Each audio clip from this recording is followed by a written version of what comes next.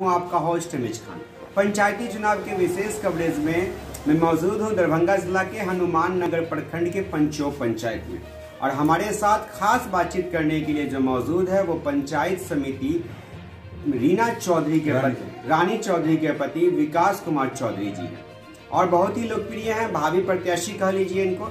जब हमने यहाँ सर्वे किया तो इनका नाम काफी उभर कर सामने आया, और हमें लगा कि ये इस बार कि भावी उम्मीदवार है, इनसे हम जानना चाहें, समझने के प्रयास करेंगे कि इनका मुद्दा क्या, क्यों पंचायत समिति पद से ही दावेदारी कर रहे हैं। क्योंकि पंचायत में बहुत सारा पद होता है, लेकिन पंचायत समिति का पद से अपनी पत्नी रानी चौधरी को क्यों खड़ा कर रहे हैं, सबसे पहले जानना चाहेंगे। क्यों अपनी पत्नी को पंचायत समिति ही पद से आपने उतारा है चुनावी लड़ाई में?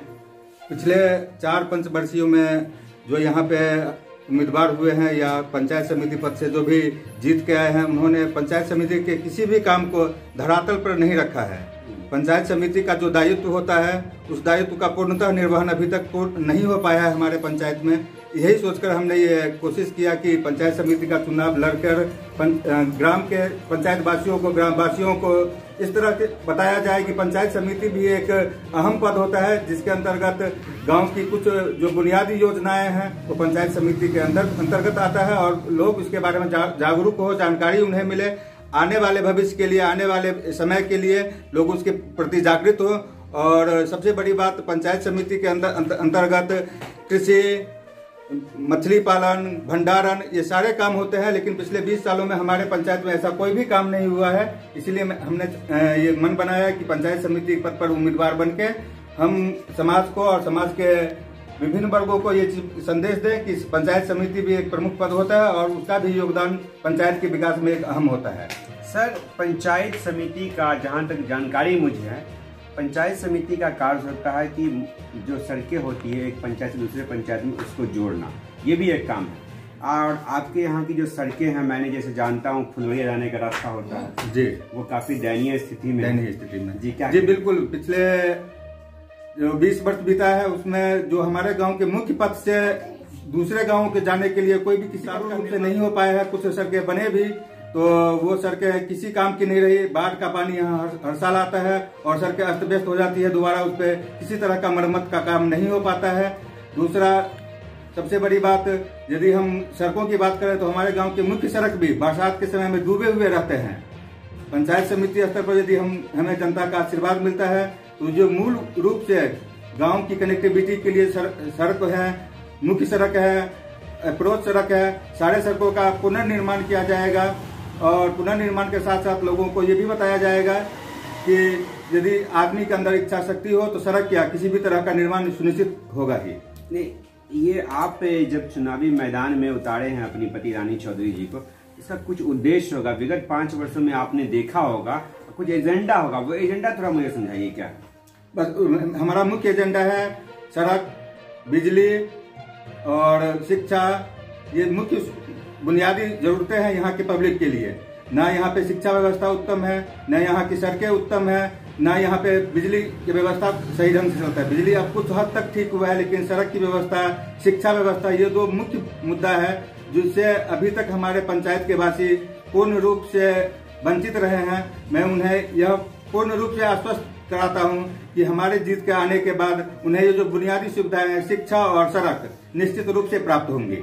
तो आपके कहने का उद्देश्य अगर मैं समझूं तो विगत 5 वर्षों में कहीं न कहीं पंचायत या इस चीज से वंचित रहा है जो आप बता रहे हैं। दूसरी बात, मैं आपको बोलने का दूसरी बात यह है कि आप बता रहे हैं सारा विकास करेंगे। चुनाव से पहले विकास का जो दावा होता है, जो प्रत्याशी दावा करते हैं, लेकिन चुनाव के बाद जब फिर चुनाव आता है, जनता बोलती है कि दावा तो हमेशा करता ही है, लेकिन हमेशा ठगाते ही हैं हम लोग, ठगा महसूस जनता करती है। उसको कैसे आश्वस्त करेंगे कि वो इस बार ठगा नहीं महसूस करे आपको जिता करके?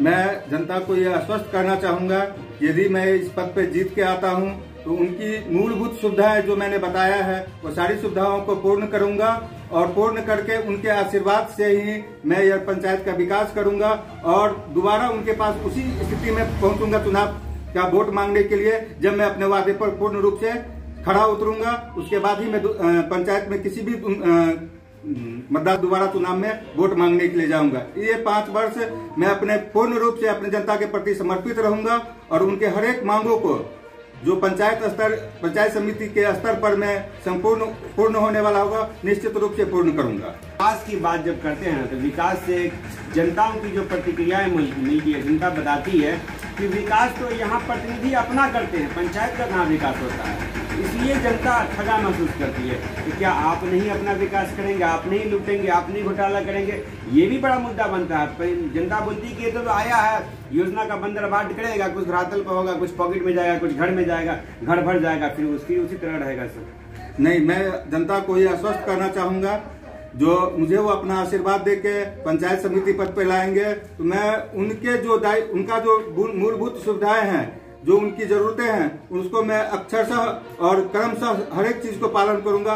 उस पालन करने के बाद ही मैं उनके पास दोबारा पहुंचूंगा और जानने का प्रयास करूंगा जो उनके पास क्या जरूरतें हैं, किस तरह की समस्याएं उनके साथ है, उस समस्याओं को दूर करूंगा और उसके बाद ही मैं दोबारा उनके पास जाऊंगा, जो मुझे अगले पंचवर्षीय में मुझे फिर से स्थान देंगे। और मैं राजनीति में स्थान नहीं बनाना चाहता हूं, मैं जनता के दिल में स्थान बनाना चाहता हूं, जनता के दिमाग में स्थान बनाना चाहता हूं। यही मेरा उद्देश्य है। मेरा एक स्लोगन है, आपका आशीर्वाद सुनिश्चित करेगा पंचायत का विकास। मैं ये सुनिश्चित करना चाहता हूं कि पंचायत समिति स्तर पर में जो भी काम होगा मैं उसे क्रमशः और बारी बारी से हर एक जनता के पास पहुंचाऊंगा।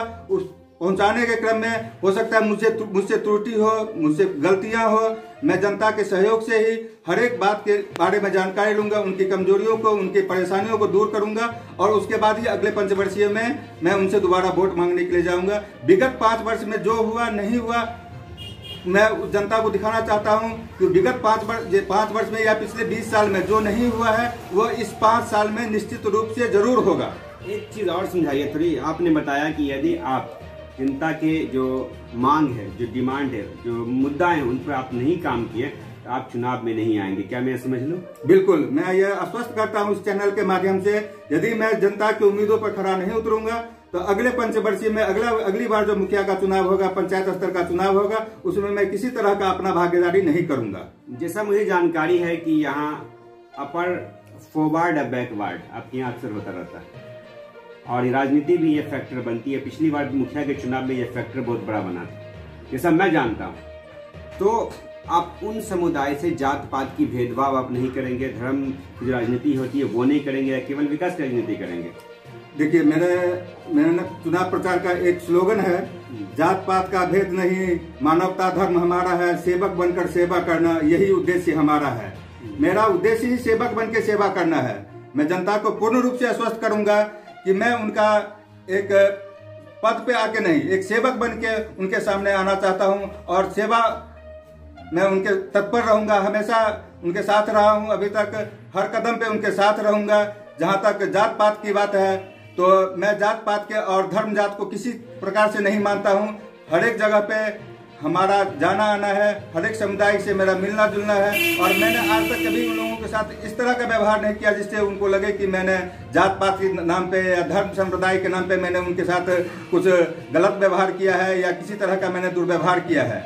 मेरे साथ ये सबसे बड़ा ये है, जनता मेरे साथ है, जनता का भरोसा मेरे साथ है और मैं जनता को विश्वास दिलाना चाहता हूँ कि जात धर्म कोई भी मुद्दा नहीं रहता है, जात धर्म का मुद्दा हमारे लिए नहीं है। हमारे पंचायत की जो भी जनता है वो हमारे अपने हैं, वो हमेशा अपने रहेंगे। उनका आशीर्वाद उनका हमेशा मुझे मिलता रहा है और हमेशा मुझे मिलता रहेगा। अच्छा, अंत में चुनाव को लेकर के जनता से क्या अपील करेंगे? आपका चुनाव जी के यहाँ प्रत्याशी का नाम क्या, वो बता दीजिए। मैं जनता से अपील करना चाहूंगा, यदि वो पिछले 20 वर्षों में जो समस्याएं उनके सामने खड़ी हुई हैं, मैं उनसे आग्रह करूंगा, हाथ जोड़कर निवेदन करूंगा कि वो एक बार अवश्य मुझे सेवा का मौका दें। उनकी जो भी सुविधाएं हैं, जो भी मूलभूत मांगे हैं जो अभी तक पूरा नहीं हुआ है, वह मैं क्रमशः बारी बारी से हर एक परिवार का, हर एक सदस्य का जो जिम्मेदारी है, जो काम है, वो मैं पूरा करूंगा। और साथ ही मैं ये आपको आश्वस्त करना चाहता हूं कि कोई भी जनता हमारे पंचायत में किसी तरह के सरकारी लाभों से वंचित नहीं रहेगा। प्रत्याशी का नाम? हमारे प्रत्याशी का नाम रानी चौधरी पंचायत समिति पद से उम्मीदवार है। उनका चुनाव चिन्ह है गैस सिलेंडर छाप, जो ईवीएम में क्रम संख्या 9 पे है। मैं जनता से हाथ जोड़कर निवेदन करना चाहूंगा, जो अपना बहुमूल्य वोट आशीर्वाद स्वरूप हमारे कैंडिडेट श्रीमती रानी चौधरी, जिनका चुनाव चिन्ह गैस सिलेंडर छाप ईवीएम में क्रम संख्या 9 पे है, अवश्य अपना आशीर्वाद दें और विजय। देखिए, विकास कुमार चौधरी जो रानी चौधरी के पति हैं और पंचायत समिति पद से उम्मीदवार हैं। विगत कई वर्षों से हम भी यहाँ आते आते जो मुद्दाएं हैं उस मुद्दाओं पर सवाल पूछा, लेकिन जो होता आया है उससे हट करके इनकी राय है। इनका जो एजेंडा है, जो मैंने समझा अभी तक, कि विकास बड़ा मुद्दा है यहाँ और विकास पे कार्य होगा, न जात होगा न धर्म होगा, केवल मानवता आधार बनेगा चुनाव में। और इसी चुनाव को लेकर के 29 नवंबर को मतदान यहाँ होना है और मतदान के क्रम में इनका जो चुनाव चिन्ह है वो क्रम संख्या 9 पे सिलेंडर छाप है रानी चौधरी। इन्होंने अपील किया जनता से कि जनता एक बार वोट दे। और मैं बता दूं, अभी तक का रिजल्ट जो आया है, नए प्रत्याशी 90% जीत करके आ रहे हैं और नए प्रत्याशी की होड़ लगी है। परिवर्तन का दौर है। और दरभंगा से एम एच खान को दीजिए इजाजत।